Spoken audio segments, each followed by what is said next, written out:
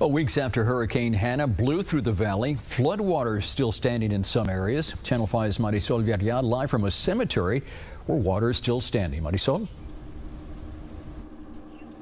Leftover floodwater from Hurricane Hanna has left this area of Anahuac Cemetery, located north of Edcouch, Elsa, to have floodwaters of about 3.5 inches deep. But Precinct 1 has been coming out to help pump out some of this water, leaving room for more burials to be done once the area is completely clear. Nearly a month after Hurricane Hanna first made landfall, the Anahuac Cemetery, located north of Edcouch, Elsa, was still flooded. I promised him to keep it nice, pretty. So the first day that I came after the hurricane and I saw all this water here, it really broke me down. Mimi Trejo's son, Enrique, died from a car accident in Michigan. She says he was buried here back in April. After Hurricane Hanna, she wanted to fix up her son's gravesite, but she says the owner didn't want to open the gates at first. The day after the hurricane, I came over. And of course, the gates were closed, and I saw how flooded it was. I mean, it was really, really bad.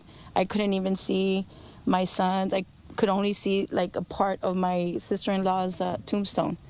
It was really, really bad. I kept coming every other day, the same thing. It was still flooded. The gates were closed. I mean, for what, 3 weeks now. This is the second time we had this problem. The first one was about 5-6 years ago. Kind of sad and mad on account that, well, actually we had to do a lot of work, and we're just about 2 or 3 guys. Jesus Garcia is the manager and trustee of Anahuac Cemetery. He says seeing tombstones underwater gave him mixed emotions. He says the reason why he had the gates closed was because he wanted to protect everyone from the mosquitoes because of a lack of manpower to be able to thoroughly clean out the water. But help finally came from Precinct 1.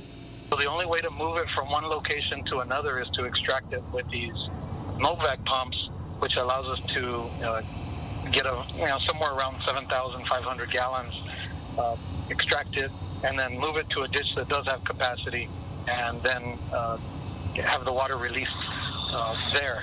For both Trejo and Garcia, the pumps are helping them both feel more relieved. Garcia says once the water is completely out, he will no longer have to deny families from burying or visiting their loved ones at Anahuac.